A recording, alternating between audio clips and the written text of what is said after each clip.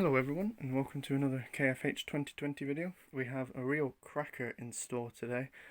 I actually connected with an old work friend and he was getting rid of his kind of 335 Gibson style guitar, and I snapped at the opportunity because I've really wanted a semi-acoustic electric, and basically we're going to give it a good cleanup, a good refurbishment, and get it playing, and by the end of this video I'll play a little song for you too. So let's go take a look. So this is the guitar, and I think you will agree it's just stunning. Look at this finish, it's beautiful. And it is missing the E string, the high E string, but that's fine because I'm going to cut all these strings off anyway. And I'm going to put some new strings on and give it a good clean up. Give the case a good clean up on the guitar before we get playing anything anyway. But these fret dot markers are just fantastic. Look at the little triangle in them. They're just beautiful. The frets look pretty good as well, and I'll have a go over with my fret rocker and just have a look. But I think, having a look at them, they'll just need a wee polish to get them playing really nicely. The nut looks good, and the bridge and everything else looks pretty darn good. So let's get it out the case. So here we are. We've now got the guitar out of the case. And it looks really nice in the light. It looked black in the photographs, and it's got this really nice kind of dark wood actually, which I prefer much more. So it's a Black Knight model, and it's got the gold hardware on it, which I've never had. I've never had a guitar with these covers either, and I've always wanted one, and the pickguard. So all in all, I'm very excited. Can't wait to get this thing all cleaned up and ready to rock. We'll flip her over. You can see. Just look at the back. I always think the backs of the 335s look amazing too. And the neck's all nicely finished. And we've even still got the plastic covers on the gold hardware tuners. So, absolutely fantastic. Inside of the case is great too. So, without further ado, I'm going to take the strings off this, and I'll catch up with you then. I've detuned all the strings. They're all nice and loose. So the next step is to cut them off. So I've cut the strings off. You can see I've also taken off the back tail piece just so I can give everything a good clean up. I'll show you that later, but first things first, I just want to say with a guitar like this, you can see how much the body and neck the body goes up, but the neck's angled down quite sharply, and especially at the headstock. And basically you always want to have some sort of neck support here, because if you just rest it down on the headstock, then you've got a very good chance of accidentally leaning on it or putting too much pressure and snapping it right off here, which is a weak point for any kind of Gibson or Gibson copy. But having a look at it now, the strings are off. The fretboard looks in really nice condition, a little bit dry, so we'll give it a good oil. And the frets actually look really nice, they just need a good polish, but we'll have a better check of that in a minute. Right, so we now have got the strings totally off of it, and you can see everything's looking pretty darn good. And there's just a few wee surface imperfections which shouldn't affect the guitar at all. And then we've got the nice block inlays, which you can see a little bit better there. So, first things first, I'm going to get out my tools and have a test of these frets to see how they're doing. Okay, so here are my two tools made out of stainless steel. And we've got the Gibson and Fender scale lengths for this tool, and basically this just goes on the fretboard and lets me know how straight it's sitting without taking the frets into play. And then we've got our rocker tool, which you slowly go up the fretboard, and as the frets get close together you use the smaller edges. And I'll show you this in a minute, but you basically just test the rocks and make sure they're all sitting nice and level. So let's get started. You can see how this works. Sits right here. You can see there's quite a healthy bit of clearance in the middle, but at the two sides we are touching, and that's good actually. Yeah, and that's fine because it's just a little bit, and that's exactly what we want, because when we string it up it's not going to flex it too much, and you want a little bit of underbow just so you can get relief, otherwise you're going to get a lot of fret buzz. So the next thing to do is take this tool and we'll put it here, and you want to test it there in the middle and on the edge, and there's absolutely no rock, so that's perfect. And then I'm going to work my way all the way along and give that a wee test, and I'll come back to you after I've done that. So after going over the tools, it was quite interesting to see. There's a teeny bit of fret rock as you get higher up, but it's very small, and honestly, as a beginner and also as a strummer who has their action quite high to compensate for that, it's really not that much of an issue to me. I'm not going to bother filing all the frets down, recrowning them, doing all that to it. Instead, what I'm going to do is polish up all the frets, set the action, and give it a go, because I bet the ones I bought new from Epiphone and things like that will have just as much of a minimal fret rock, and it's really not that much of a pain for me. So there's quite a lot of dust on this guitar, so I'm going to deal with that now, I think, and then I'll do the frets, and then we will put some fretboard oil on it, restring it up, and we will be good and able to give this guitar a test. So the next thing you're going to see is me polishing up the body, I think. Right, hello again. So you might be able to see the guitar is looking quite a bit more shiny, and that's because I've gone over with some of this pledge wood and some of the very soft microfiber cloths, and have polished up all the hardware and also the guitar. So she's looking absolutely stunning. You can see my hand reflected in it now. And so you can also see that's contrasted by the fretboard, which I haven't done yet, which is still looking very dull and dirty. And then yet again, look at the shine I've managed to get up on the headstock. It's beautiful. I did notice one of the tuning keys is slightly bent. Hopefully that won't be an issue. If it is, I'll have to buy a replacement at some point, but a bent tuning key shouldn't stop it working. It just might make it look a bit unsightly, so I'm not too worried about that. So next step is to address the fretboard. That's the last thing. So I'm going to get out my tools for that, and we'll go down each fret and we will polish it up and make it nice and shiny, and then once we've done that, we'll put a nice coat of fretboard oil on the fretboard, and then we should be good to string her up. See what happens. One other wee thing to mention is just on the bottom of this kind of tail support, tail stop, I have added a piece of tape, and that's just to protect the top surface of the guitar while I'm restringing it, and just stops it kind of knocking it and causing any issues. So now I'll fit the other part back up and fit it back to the guitar. Okay, so I've refitted the hardware. We've got the bridge back on, and we've got the end stop back on with the new piece of tape to protect it. And as you can see, it's all looking very good. I need to put the truss rod cover back on, and I'll do that off camera because that's a simple job, and then we'll get on to the fretboard and then we're finished. Okay, so it's time to work on the fretboard now. So these frets aren't very scratched, and they're not very dented, and they don't even have much wear up at the top, and as I said, they're pretty level. So I'm going to go ahead with that right now. So I've got my fret guides out, which you can see here, and that'll allow me to work on them without getting any nasty chemicals on the fretboard. The ends are nice and smooth. I don't feel any issues there, so again, I'm not going to bother with Scotch-Brite.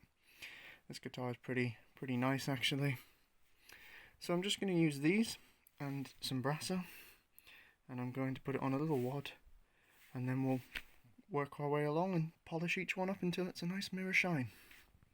Okay, I've already done 2 frets, and just to show you the difference that makes, you can see very clearly which 2 I've done and which 2, well, not which 2, which rest of the fretboard has not been done. And if I can just zoom it right in, there you go. Look at that, night and day with the smoothness and the oxidation removal. So I'm going to work my whole way along the fretboard and get that nice and shiny. Right folks, well I am just over the moon, because look at these frets now. They are incredibly shiny, and all the way along the guitar. Woo! I had to really break out some elbow grease, but it's done a fantastic job. So now the only thing left is to oil this fretboard, and I'm going to use some Dunlop Fretboard Oil. Not sponsored, just that's the stuff I use. And I will come back once I've started applying that and see how much dirt comes off this fretboard. So here is the stuff I'm using, Dunlop 65 Fretboard Oil. And you can already see here what a difference it makes between the stuff that's not had any applied and the stuff that has. It's just soaking it up right now. And you can also see all the dirt that's coming off of it. So I'm going to carry on, and you'll see it once the fretboard's nice and oiled. Okay, well, you can see from the pile of dirty rags there was quite a lot of dirt on that fretboard. But look at it now. It is looking absolutely beautiful all the way along. A nice deep rich colour. The shines come back to it, and overall I am extremely happy. So the only thing that's left to do now is to put a little bit of graphite up on the nut just to help the strings, a little bit of graphite down on the bridge to do the same, and then we're going to give it one final clean and then tidy everything up, and it's time to string it up. Okay folks, welcome back. So I've cleaned out the case as well. The case is now vacuumed and cleaned on the outside and looking very good. And look at this, look at the polish on it, it's just beautiful. I can't wait to string this up. But the fretboard is just beautiful. It's got that satin kind of sheen to it, which is what every fretboard should have. Remember folks, if you're going to do anything for your guitar, put a bit of oil on the fretboard. The nut has been graphited, the tuners are all polished, the body's all polished. I mean, just look at the shine. Oh, it's beautiful. The more I work on this guitar, the more I like it. I'm very interested to see what will happen when I plug it in and try and strum a tune. But anyway, I need to string it first, so I will set up and then you'll see me stringing the guitar. So as always, when I'm restringing a guitar, I refer back to this very handy Epiphone owner's manual, and it's got the instructions right here how to string, and that's what I do, and all my guitars seem quite good for it. I'm using a pair of nickel wound Diadro XL regular light strings, and they always seem to make a really nice sound. So the guitar is ready. Oh, that's beautiful shine, isn't it? And here along the fretboard, and I'll string it up. You don't need to see me do that. Okay, so I know I said I wasn't going to bring you in for doing the string up, but I just wanted to point something out, and that's that when you've got this kind of floating tail piece back here, it makes a lot of sense to do two strings first, up at the headstock, the high E and the low E, and then that way you're pulling a nice even force on the rest of it. Don't have them up to pitch, just have them up to a sensible tension. And then once you've done that, you can then go ahead and restring everything else without worrying about pulling your bridge. Okay folks, so we have all the strings on and we have the rat's nest at the headstock. I don't understand how some guitarists play like that. I will most certainly be trimming them all down once it's all tuned up to pitch. But it's always good to just leave them on while you're doing the restringing, just in case something happens, you've not caught yourself kind of off guard, because if something happened, if it slipped, if you didn't do it right, the string comes out. If you've cut it, well, hard luck. So as you can see though, she is looking absolutely grand. Going along the fretboard, you can just see the absolute shine on this. It's like a chocolatey brown and it's just wonderful. I've set the action to what I like, and basically she's ready to be tuned now, so I'm going to go ahead and tune up the guitar and I will catch you back once that's happened. Well folks, here we are. She is fully strung up. She is shiny as a new Pence piece, and it is just beautiful. I mean, it just looks absolutely gorgeous. I've given it a few wee strums and everything seems quite good. I just need to let the strings stretch and then we'll go plug her in. But the fretboard has been oiled, the body's been polished, the strings have been changed, the action adjusted, the nuts lubricated, etc, etc. But all in all, about 3 hours work. But I am very, very happy with how this looks and how shiny everything has come out. It's just a fantastic guitar and I can't wait to try it. Let's go give it a go. I've decided to play Strawberry Fields Forever by John Lennon, who actually used to play a 335, so I think that's just awesome and I love this song, and it's been about a week and a half since I've played guitar, so my fingers are a bit soft and I might be a bit rusty, but here we go. Strawberry Fields Forever.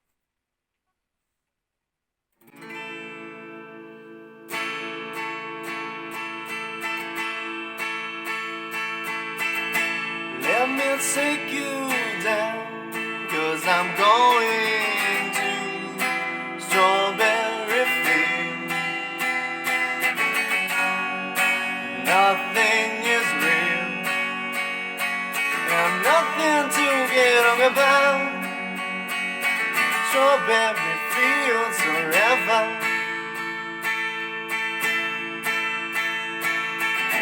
Living is easy with eyes closed. Misunderstanding all you see. It's getting hard to be someone, but it all works out. It doesn't matter much to me. Let me take you down, 'cause I'm going to strawberry field. Nothing is real, and nothing to get hung about. Strawberry fields forever.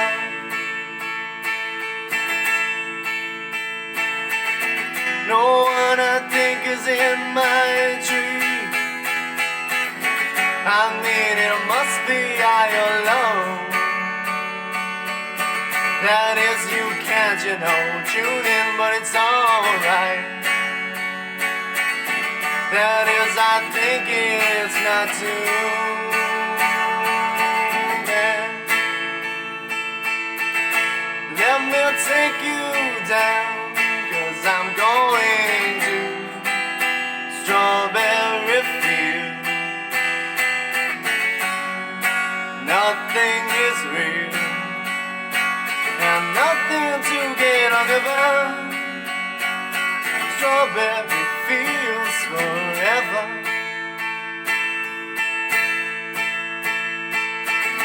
Always know, sometimes think it's me, but I know when it's a dream. I think I know I'm being noise, but it's all wrong. That is, I think I disagree. Let me take you down, 'cause I'm going to strawberry field.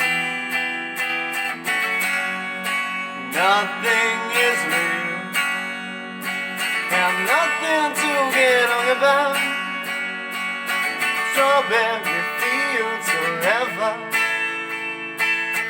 Strawberry fields forever. Strawberry